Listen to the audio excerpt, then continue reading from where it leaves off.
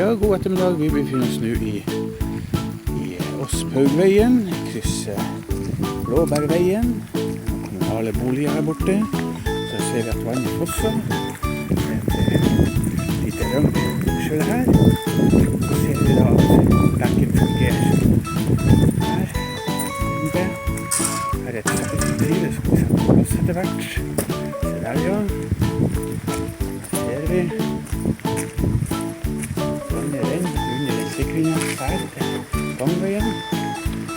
Så renner vi videre da, og til det isolert lavt terreng.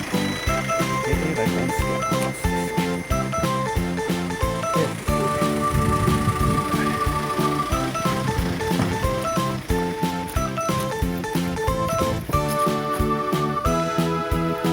Vi gjør både håndarbeid og maskinarbeid. Og hva er din kommentar til det der borte fra helvete og fy faen og alt det der?